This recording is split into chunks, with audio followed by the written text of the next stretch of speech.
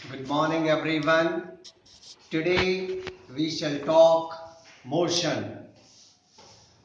Birds fly, fish swim. There are many instances of motion. Normally, change of position with time is perceived to be motion. But there are instances in life when motion is inferred indirectly. Changing seasons, changing days and nights, the sunrise, sunset. How does this happen? This is all related to motion. But can we perceive this motion? No. So motion can be complex. Motion can be along a straight line. Motion can be on a circular path. Motion even can be rotation, and motion can be vibration. So, initially we shall be studying motion along a straight path and later on a circular path. So this is what we shall be studying for you. See, to understand motion, there has to be a starting point, a reference point. To make it more clear to you, let's take somebody starts from O, goes up to A, and then comes back through B to C. Could you get my point? Someone starts from O, goes to A, then again through B comes back to C. What is the distance covered? The distance covered is OA, because the person from O reaches to up to A and then comes back up to C. This means the total distance covered is OA plus AC. This gives you OA is 50 and AC is from 50 he comes back to 20. So this makes 30. So total distance covered is 80 kilometer. Now take another situation. What is the final position of the person now from the original point? See, from original position, his final position is only 20 kilometer. The total distance covered by the person is known as distance, whereas the shortest distance between the final position and the original position is known as displacement. See, there can be another position if the person moves this way. The person starts from A, goes to B, then along this path goes to C, and then of course to D, and then comes back to A. Here the person has started from A to B, supposing this is 10 meter and this is 20 meter. The total distance covered by the person from A to B is 10, from B to C is 20. So this makes 30, again 10 and again 20. So this is 10 plus 20 plus 10 plus 20. It makes 60. The total distance covered by that person is 60 meters, whereas he has come back to the original position. Therefore, his displacement remains 0. So, sometimes displacement can be 0 also. And can you tell me the situation when distance and displacement both are same?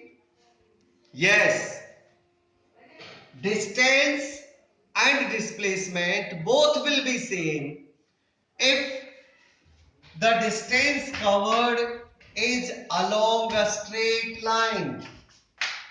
If the person goes in a straight line in a given direction, then of course the distance covered, supposing the person from O goes up to C, in that case both the distance covered will also be OC, that is 20, and the displacement will also be 20. So there is only one position, there is only one situation when distance covered and displacement can be same, that is when someone covers the distance along a straight line.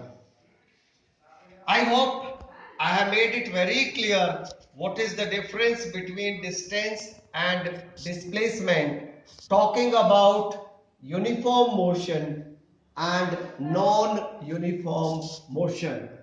There can be situations when you start from your home up to coming up to the school, your you may cover the distance at equal distance at equal intervals of time, and there may be a position, there may be a situation when you cover unequal distances in equal time. So in that case the motion will be non-uniform. If you are covering equal distance in equal time, the motion is uniform. If you are covering up unequal distances in equal interval of time, the motion is non-uniform. Talking about speed and velocity. Speed is the distance covered in a given time, and velocity is the distance, the displacement, sorry, velocity is the displacement in a given time. That means along with the magnitude, the direction is also given. So speed is a scalar quantity, whereas velocity is a vector quantity, talking about average speed and average velocity. See, there are situations when each part of the distance each unit of the distance is covered with equal interval of time.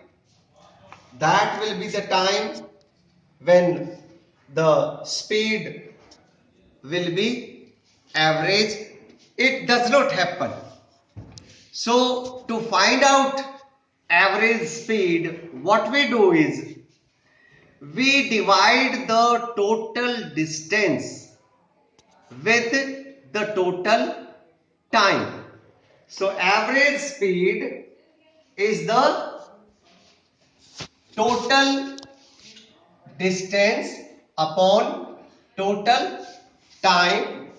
The unit is meter per second, or you may write it this way. And average velocity is initial velocity plus final velocity upon time. The standard unit is again the same, meter per second, or you may write this way, rate of change of velocity.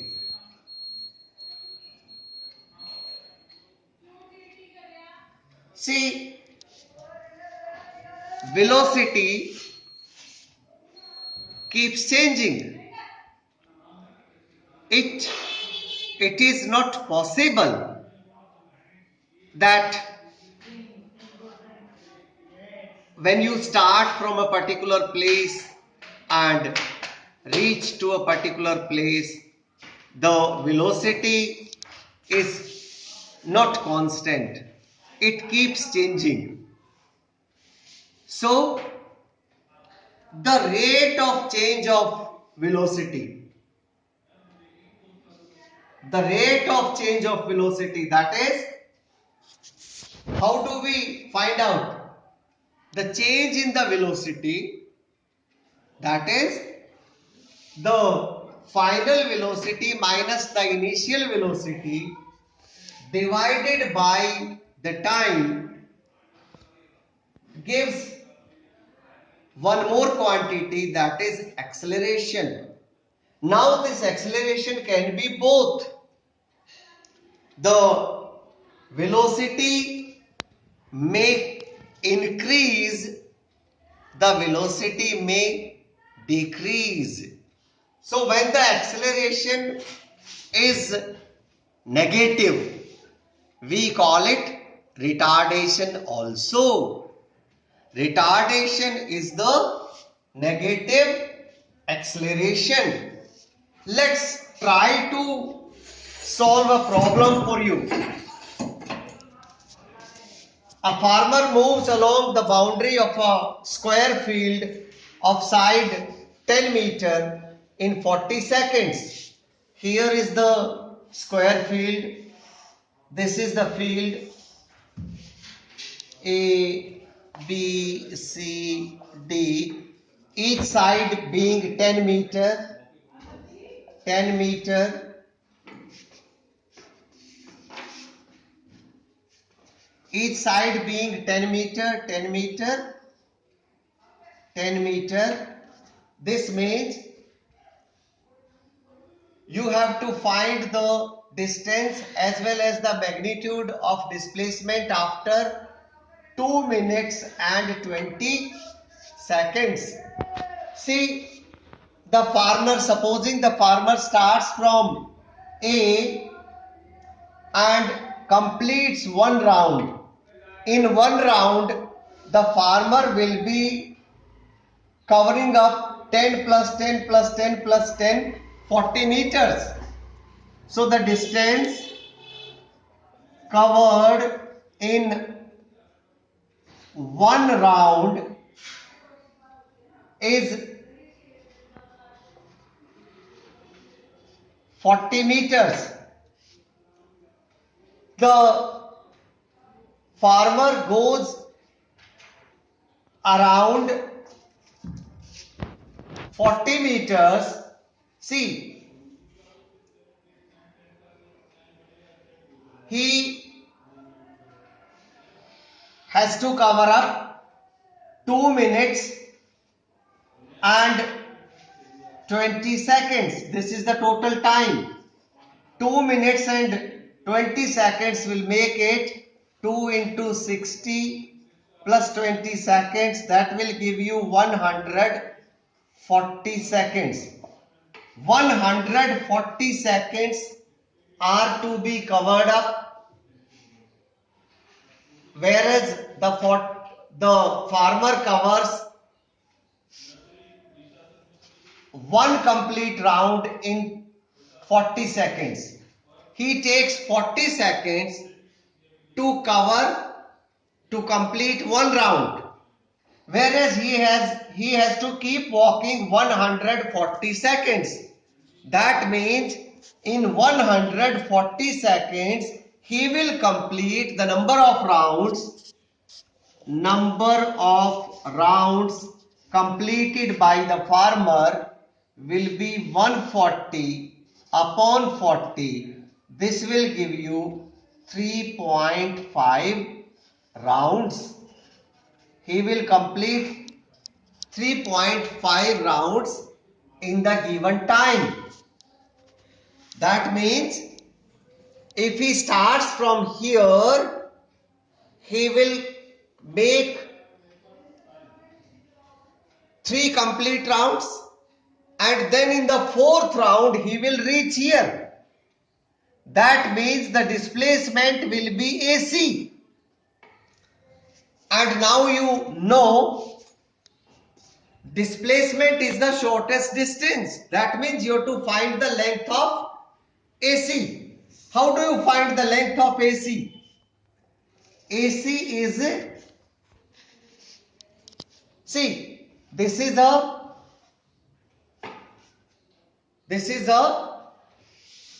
right triangle. ABC is a right triangle, and to find out AC square, you have to have AB square plus BC square. That means this will give you AC square is equal to 10 square plus 10 square. This means AC square will be 10 plus 100 plus 100 will give you 200. This is AC square. This means AC will be how much? Square root of 200, and square root of 200 will be, when you calculate this, the factors of 200 will be, 200 will give you 100, then again 50, then 25. That means this should give you 5 into, that means 10 root 2. Okay, and if you know the formula for finding the AC in a square, then straight away you can find out the formula is A root 2. So straight away A is the side. So instead of calculating all this, you could put straight away 10 root 10, 10 root 2. So this is the displacement. This is the final displacement. He is asking you both the distance as well as the displacement. Displacement is this, and the distance covered is how much? He has gone how many times? 3.5 rounds. So for one round it is 40. Now the total, he makes how many rounds? 3. Making 3 rounds will give you 120, and the fourth round is half, that is 20 meters more, that will give you 140 meters. That is the distance, this is the displacement. Now let us take up one more problem. From a stationary position, Rahul pedals his bicycle to 30 meter per second in 6 seconds. He attains the velocity of 30 meter per second in 6 seconds. Then he applies brakes such that the velocity comes down to 4 meter per second in the next 5 seconds. Calculate the acceleration in both the cases. See, there are two cases. One is he accelerates from the starting, from 0 to, he reaches to the velocity of 30 meter per second, and then he applies brakes. That then is the second condition. Let's find out the first case first. In first case,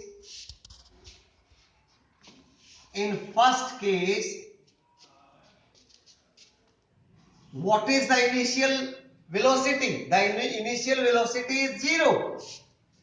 And what is the final velocity?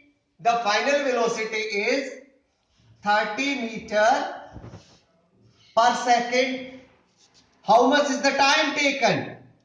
The time taken is in, let's write it here. The time taken is how much? 6 seconds. So in 6 seconds, from this initial velocity, he reaches up to this velocity. What is the acceleration? The acceleration is v minus u upon t. This should give you, when you substituting the values, you get 30 minus 0 upon, this was in 6 seconds. So this will give you 30 upon 6. This will give you 5. This was the